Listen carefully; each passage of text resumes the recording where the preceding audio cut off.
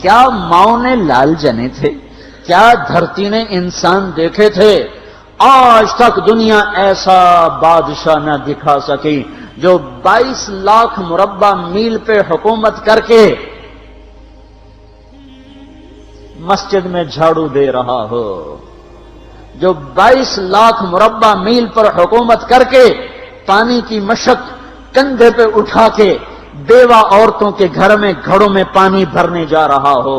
امیر المومنین کہاں جا رہے ہو؟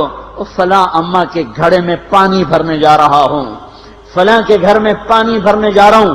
22 لاکھ مربع میل پہ حکومت کر کے دھرتی نے ایسا بادشاہ نہیں دیکھا جو اونٹ چراتا پھر رہا ہو، اور جو بیت المال کا اونٹ گم ہوا چولے کو باندھا اور دوڑ لگائی، آگے احنف بن قیس ملے، ارے کہاں جا رہے ہو امیر المومنین؟ کہ تو بھی آجا، بیت المال کا اونٹ گم ہو گیا ہے، مل کے تلاش کریں۔ پتہ نہیں کتنے مسلمانوں کا اس میں حصہ ہے۔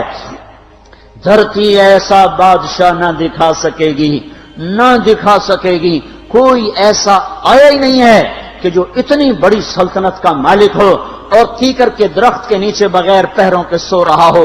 یہ ہمارے چھوٹے چھوٹے حکمران، ووٹوں کے ذریعے سے کرسیوں پر بیٹھنے والے، ان بے وقوفوں کے آگے بھی پہرے، پیچھے بھی پہرے، دائیں بھی پہرے، بائیں بھی پہرے، اوپر بھی پہرے، ان کی گاڑیاں بھی بلٹ پروف، یہ پھر بھی ڈرتے ڈرتے جا رہے کہ انہوں نے ظلم کیا، یہ اپنی ذات میں خوف زدہ ہو گئے۔ عمر نے اپنے نام کے ساتھ فاروق کا لقب آپ نے کہا عمر فرق بین الحق والباطل، عمر وہ عمر ہے جس نے حق اور باطل میں فرق کر کے دکھا دیا، اس لیے یہ فاروق ہے، اس نے حق اور باطل میں فرق کر کے دکھایا، یہ فاروق ہے۔ حسن بصری فرمایا کرتے تھے اپنی محفلوں کو عمر کے ذکر سے سجاؤ۔ حضرت عائشہ فرمایا کرتی تھیں عمر کے تذکرے کیا کرو، کہ جب عمر کا تذکرہ ہوتا ہے تو عدل کا تذکرہ ہوتا ہے، جب عدل کا تذکرہ ہوتا ہے تو اللہ کا تذکرہ ہوتا ہے۔ کہ ہم عائشہ رضی اللہ تعالیٰ عنہ فرمایا کرتی تھیں اتنے بڑی سلطنت پر حکومت کرنے کے بعد اللہ کی راہ میں جانے والے مجاہدین کے گھر گیا کھڑا ہوا ہے، دروازے پہ دستک دے رہا ہے، بیٹی کوئی بازار سے سودا لینا ہو تو مجھے بتاؤ، تیرے گھر والا تو اللہ کی راہ میں ہے، میں تمہارے گھر کا سودا لے آؤں، کیا کیا چیز چاہیے؟ تم نے اپنے خامند کو خط لکھنا ہوگا، تم تو لکھنا نہیں جانتی، مجھے بتاؤ میں تیرے خامند کو تیری طرف سے خط لکھوں۔ اما تیرا بیٹا اللہ کی راہ میں گیا ہوا ہے، مجھے بتا میں تیرے بیٹے کے نام تیری طرف سے خط لکھوں۔ اتنی بڑی جس کے سامنے قیصر اور کسرا زیر و زبر ہو گئے، کج کلا، وہ زمین میں جا کے تہ خاک میں وہ سارے ہیرے لال جواہر، وہ زمین میں لوٹ پوٹ کرنے والا، کسرا کے تخت کو توڑنے والا اور روم کی طاقت کو توڑنے والا، آل ساسان کی طاقت کو توڑنے والا اور نوشیروان کے خزانے مدینے میں لانے والا اور خسرو پرویز کے خزانے مدینے میں لانے والا اور رومت الکبرا کے خزانے مدینے میں لانے والا خود اپنے کرتے میں 14 پیوند لے کے چل رہا ہے، 14 پیوند کے ساتھ کرتا ہے، مہینے میں 1 دن گوشت کھاتے تھے، وہ روٹی کھاتے تھے کہ عام آدمی حلق کے نیچے نہیں لے جا سکتا تھا۔ ہے سال کی ابتدا اس شخص کی شہادت سے ہوتی ہے جس کو اللہ نے وہ عزت دی۔ آپ نے کہا میرے 2 وزیر آسمان میں، 2 وزیر زمین میں، آسمان پہ جبریل اور میکائیل میرے وزیر ہیں، زمین پر ابو بکر اور عمر میرے وزیر ہیں۔ آپ فرمایا کرتے تھے ابو بکر عمر اگر کسی بات پہ جمع ہو جائیں تو میں ان کے مشورے کے خلاف کبھی نہ کروں گا۔ ابو بکر تیری مثال ابراہیم کی ہے، عمر تیری مثال نوح علیہ السلام کی ہے، ابو بکر تیری مثال عیسیٰ علیہ السلام کی ہے، عمر تیری مثال موسیٰ علیہ السلام کی ہے۔ آپ مسجد میں آئے، آپ کے دائیں طرف ابو بکر تھے، بائیں طرف عمر تھے، آپ اندر آئے اور کہا دیکھو اسی طرح قیامت کے دن ہم اٹھیں گے کہ میرے دائیں طرف ابو بکر ہوگا، میرے بائیں طرف عمر ہوگا اور ہم ہاتھوں میں ہاتھ دیے ہوئے اٹھائے جائیں گے۔ اور ایک حدیث میں آتا ہے اور میرے قدموں سے بلال کو اٹھایا جائے گا جو نکلتے ہی اذان دے گا، جس کے اسلام لانے نے اسلام کو اونچا کیا، جس کے اسلام لانے نے باطل کو پست کیا، جن راہوں سے عمر گزر جائے شیطان وہ راہیں چھوڑ دیتا تھا۔ عرفات کا میدان تھا، 1.25 لاکھ مقدس ہستیاں سامنے ہیں۔ میرے نبی نے فرمایا اس وقت میرا اللہ میرے سب صحابہ پہ فخر کر رہا ہے اور عمر بن خطاب پہ خاص طور پہ فخر کر رہا ہے، خاص طور پہ فخر ہو رہا ہے، عمر بن خطاب پہ خاص طور پہ فخر ہو رہا ہے۔ میرے بعد کوئی نبی ہوتا عمر ہوتا۔ عمر، میں نے رات جنت میں محل دیکھا، ایک اینٹ موتی کی، ایک یاقوت کی، ایک زمرد کی۔ میں نے پوچھا یہ کس کا ہے؟ کہا گیا ایک قریشی کا ہے۔ میں نے کہا میں قریشی ہوں، اتنا خوبصورت محل ہے، میرا ہی ہوگا۔ جب جانے لگا تو فرشتے نے کہا یہ آپ کے غلام عمر بن خطاب کا ہے۔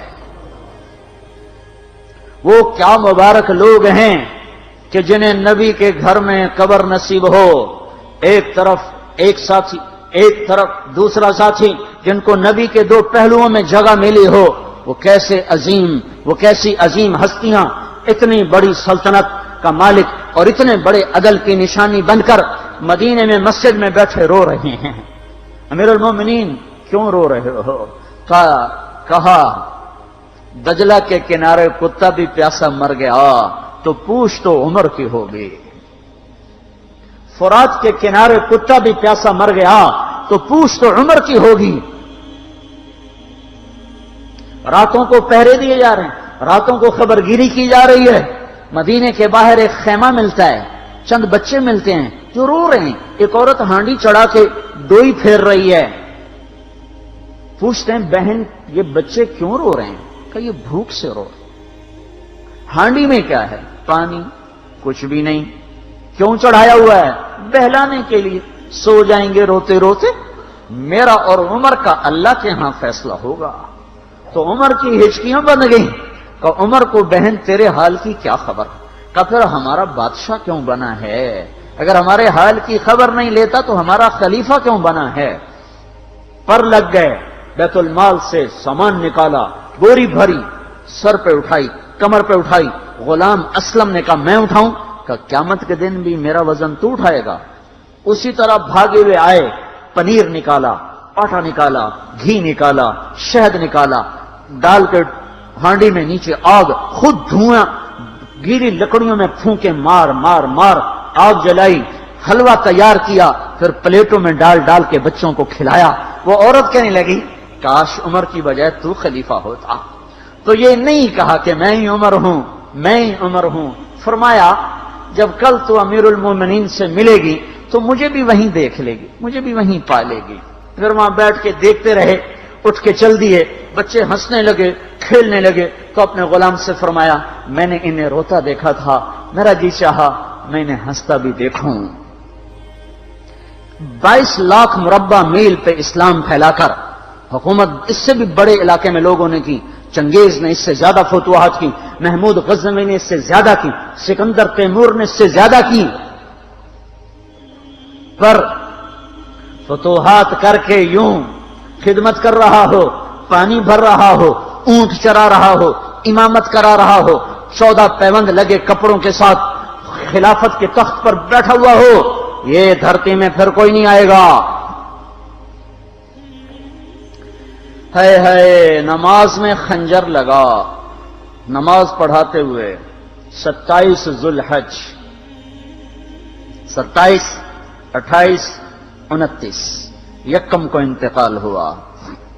یکم محرم موت کے آثار گہرے نظر آئے۔ بیٹے کو بلایا کہ بیٹا جاؤ اما عائشہ سے پوچھ کے آؤ کہ عمر اپنے ساتھیوں کے ساتھ دفن ہونے کی اجازت چاہتا ہے۔ امیر المومنین کے لقب سے بات نہ کرنا، عمر کہنا، عمر اب میں امیر المومنین نہیں رہا۔ جب وہ پوچھنے گئے تو حضرت عائشہ رو رہی تھیں۔ انہوں نے عرض کیا اما جان میرا باپ اپنے ساتھیوں کا پڑوس چاہتا ہے۔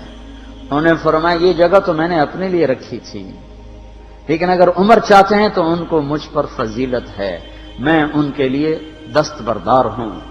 انہوں نے واپس آ کر خوشخبری سنائی، مبارک ہو اجازت مل گئی۔ کہ نہیں شاید میرے شرم میں اجازت دی ہو، جب مر جاؤں تو مجھے دوبارہ دروازے کے سامنے رکھ کر پھر جا کے پوچھنا، اس وقت اجازت ملے تو پھر لے جانا، ورنہ مجھے بقیع کی طرف لوٹا دینا۔ اتنے میں حضرت علی آئے، پریشان دیکھا، عمر کیوں موت سے ڈر گئے؟ کہ نہیں، موت کے بعد کی گھاٹی سے ڈر رہا ہوں۔ کہ ڈرو نہیں، میرے ان کانوں نے سنا ہے اور اتنی دفعہ سنا ہے کہ میں گن نہیں سکتا کہ اللہ کے نبی فرمایا کرتے تھے ابو بکر اور عمر جنت کے بڑی عمر کے لوگوں کے سردار ہیں۔ آپ نے فرمایا تو اس بات کی گواہی دے گا؟ کہ میں بھی دوں گا، میرا بیٹا حسن بھی دے گا۔ امام حسن بھی ساتھ تھے۔ کہ میں بھی دوں گا، میرا بیٹا حسن بھی گواہی دے گا۔ پھر بھی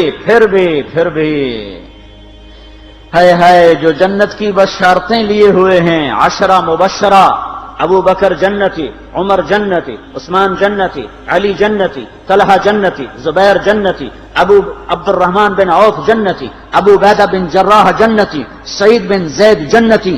آپ نے نام لے کر گنے، نام لے کر گن کر کہا، سنو ابو بکر جنتی ہے، عمر جنتی ہے، عثمان جنتی ہے، علی جنتی ہے، طلحہ جنتی ہے، زبیر جنتی ہے، سعد بن ابی وقاص جنتی ہے، عبد الرحمن بن عوف جنتی ہے، ابو عبیدہ بن جراح جنتی ہے، سعید بن زید جنتی ہے۔ میں ان سے راضی ہوں، لوگوں ان کا حق پہچانو، میں ان سے راضی ہوں، میں ان سے راضی ہوں۔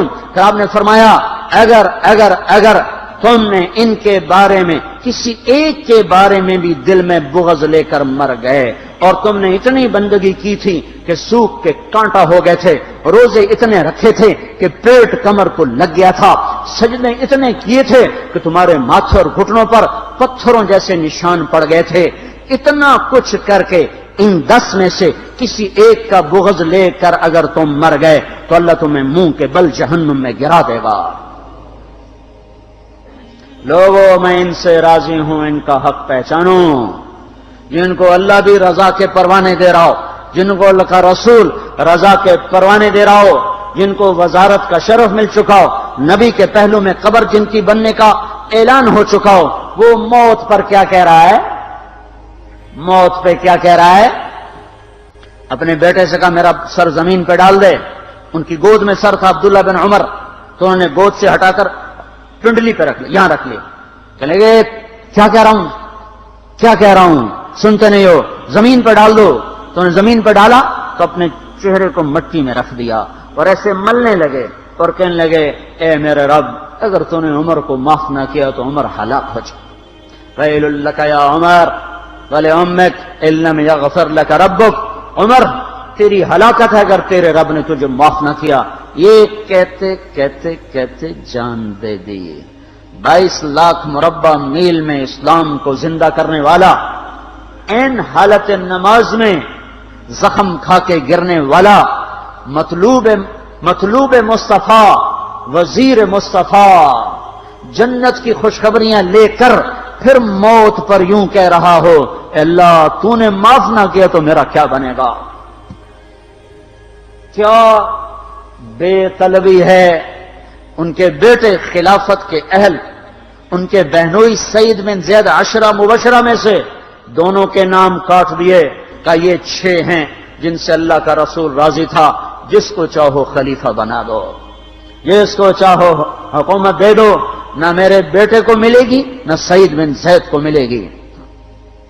کسی نے کہا شوشہ چھوڑا، آپ کا بیٹا بھی تو بہت قابل ہے، اسی کو بنا دیں، تو اسے تو طلاق دینا نہیں آتا، حکومت کہاں سے چلائے گا؟ یہ ایک واقعہ کی طرف اشارہ کیا ہے، اس کے پیچھے ایک واقعہ ہے جس کو انہوں نے یاد کر کے فرمایا وہ تو طلاق دینا نہیں جانتا، وہ حکومت کیا چلائے گا؟ حالانکہ بڑے صحابہ میں عبداللہ بن عمر کا مقام ہے۔ ہے جنازہ صہیب رومی نے پڑھایا، دروازے کے سامنے لا کے رکھ دیا گیا، سب لوگ جنازے کے ساتھ کھڑے ہو گئے، عبداللہ بن عمر اکیلے آگے گئے، دروازے پر دستک دی کہ اما جان میرا باپ عمر بن خطاب دروازے پہ حاضر ہو چکا ہے، اندر آنے کی اجازت چاہتا ہے۔ تو عائشہ رضی اللہ تعالیٰ نے اپنی چادر کو اٹھایا اور روتے ہوئے باہر نکل گئیں۔ پھر لوگ اندر داخل ہوئے، قبر کھودی گئی، قبر کھودتے ہوئے عبداللہ بن عباس بھی قبر کے کھودنے میں شریک تھے، تو کہتے میرے کندھے پہ کسی نے ہاتھ رکھا، میں نے پیچھے مڑ کے دیکھا تو علی رضی اللہ تعالیٰ عنہ کھڑے رو رہے تھے اور فرما رہے تھے مجھے پتا تھا تو یہیں آئے گا، یہاں تیرے سوا کوئی نہیں آ سکتا، کہ میں نے ایک دفعہ نہیں کتنی دفعہ میں نے اللہ کے نبی سے یہ بات کا تکرار سنا، میں ابو بکر اور عمر، اس کا اتنا تکرار سنا ہے میں نے کہ مجھے یقین تھا یہیں آئے گا، تو اور کہیں نہیں جا سکتا۔ میرے بھائیو، غفلت سے باہر آ جائیں، یہ دھوکے کا گھر، یہ مچھر کا پر، یہ مکڑی کا جالا، یہ دنیا کہیں ہمیں ہلاک نہ کر دے۔ ان لوگوں کو سامنے رکھ کے زندگی گزارو جنہوں نے اللہ کو راضی کیا، اس کے رسول کو راضی کیا، کلمہ حق کو بلند کیا، خیر کے ذریعہ بنے، شر کے مٹانے والے بنے، اور دنیا میں مرنے کے بعد بھی ان کے تذکرے ہدایت کا سامان بنے، ان کے تذکرے روشنی کا مینار بنے۔ ان کے پیچھے چلو، مغرب کے اندھیروں کی طرف مت دوڑو، وہاں تو سورج بھی ڈوب جاتا ہے، مغرب میں تو سورج بھی ڈوب جاتا ہے، اور تمہیں پکار کے کہتا ہے مغرب کی طرف نہ آنا، ادھر اندھیرا ہے، میں یہاں گم ہو گیا، تم کون سا سراغ ڈھونڈنے آئے ہو؟ دوڑو اللہ اس کے رسول کی پاک زندگی کی طرف، اس کے پاک صحابہ کی زندگی کی طرف، جن کو اللہ نے مرنے سے پہلے جنت ہاتھ میں دے دی۔